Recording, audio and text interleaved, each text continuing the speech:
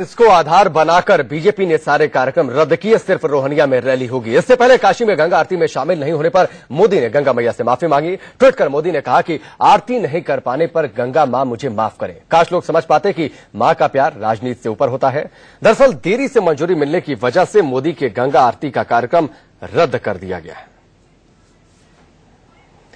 इसके साथ ही मोदी ने एक और ट्वीट किया। मोदी ने अपने ट्वीट में चुनाव आयोग पर भी सवाल खड़े किए। मोदी ने लिखा कि यह बेहद दुर्भाग्यपूर्ण है कि चुनाव आयोग की निष्पक्षता पर सवाल खड़े हो रहे हैं, जिसकी वजह से हमारे कार्यकर्ता सत्याग्रह करने पर मजबूर हुए।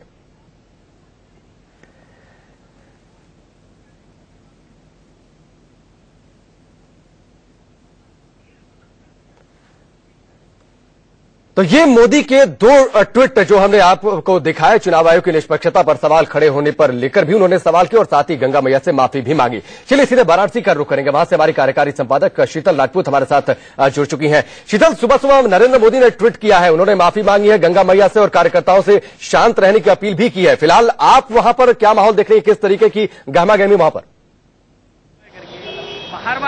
गहमागहमी बढ़ गई है, गर्मी बढ़ गई है। यहाँ पर बीजेपी के कार्यकर्ता जो है वो काफी तादाद में जुट गए हैं।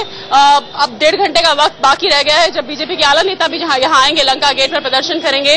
तमाम बीजेपी के कार्यकर्ताओं को आप मेरे पीछे देख सकते हैं। इससे पहले आम आदमी पार्टी के कार्यकर्ताओं ने भी कुछ यहाँ भीड़ लगाने की कोशिश की, जुटने की कोशिश की, लेकिन प्रशासन ने, पुलिस ने उन्हें यहाँ से हटा दिया और वो यहाँ से हटा दिए गए।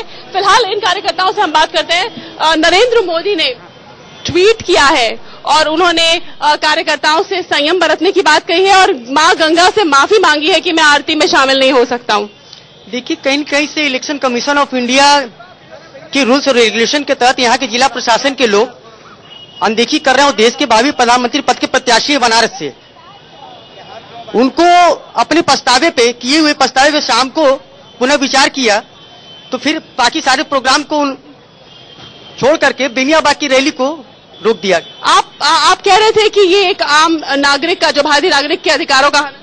बिल्कुल मैडम, ये बात मोदी जी की या किसी दूसरे नेता की नहीं है। ये एक इंडिविजुअल के जो अधिकार होते हैं उसकी बात में है। और इस चीज को आप बड़े परिप्रेक्ष्य में देखिए कि एक इंडिविजुअल के अधिकारों का, जब अगर आप उसको सिटी में एंटर नहीं करने देंगे, आप उनको रैली नहीं करने देंगे, आप उनको होटल में 150 लोगों के डेलीगेशन को एड्रेस नहीं करने देंगे, आप उनको आरती नहीं करने देंगे, तो आप क्या माने? आप एक इंडिविजुअल के अधिकारों का हनन है। मैं कोई बीजेपी का कार्यकर्ता नहीं हूं, मैं एक साधारण नागरिक हूं। मैं यहीं पे रहता हूं साइड में। मैं यहां से जा रहा था, मैंने देखा और जब मैंने ये सब सारी चीजें सुने तो मेरे को भी बड़ा बुरा लग रहा है कि एक आदमी भूखा जरूर रह सकता है लेकिन उसके अधिकारों का हनन हो, ये कोई भी व्यक्ति बर्दाश्त नहीं कर सकता। ये बात किसी इंडिविजुअल की नहीं है। ये लोकतंत्र पर पूरा एकदम वो है, कुटराघात है एकदम से। और ये शुरू से भाजपा के लोग को ही क्यों टारगेट बनाते हैं? शासन प्रशासन चाहे जितनी बड़ी मशीनरी ये लग जाएगा, मोदी जी को कोई रोक नहीं सकता है बनारस से। मोदी जी ने मां गंगा से माफी मांगी है ट्वीट करके कि मैं आपकी चरणों में नहीं आ सकता, आपकी पूजा नहीं कर सकता, मुझे इजाजत नहीं। ये कांग्रेस और सपा और बसपा तीनों की चाल है और वो माँ की आरती श्रद्धा पूर्वक करना चाहते थे और उनकी एक इच्छा भी थी कि मैं यहाँ सेवा करूं।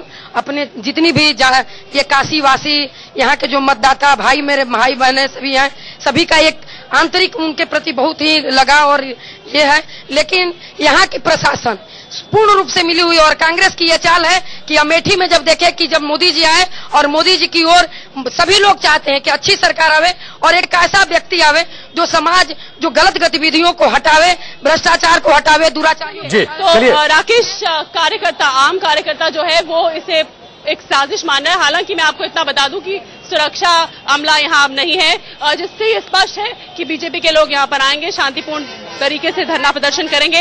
बाकी दलों के जो लोग यहाँ जुट रहे थे उन्हें हटा दिया गया है। तो आप उम्मीद कर सकते हैं कि अब से 1.5 घंटे बाद जब बीजेपी के आला नेता आएंगे तो एक शांतिपूर्ण प्रदर्शन। चलिए शीतल, आपके पास हम आएंगे और साथ ही जिस तरीके से क्या वहां पर प्लानिंग है बीजेपी की, कौन जो बड़े नेता आ रहे हैं उसका जिक्र कल हो गया था, क्या कुछ और वहां पर तस्वीर निकलकर सामने आती है, और साथ ही जिस तरीके से अमित शाह ने कहा था कि ये सब कुछ शरारत हो रही है प्रशासन की ओर से, इस पर भी हम वहां के लोगों की राय जानने की कोशिश करेंगे। काशी के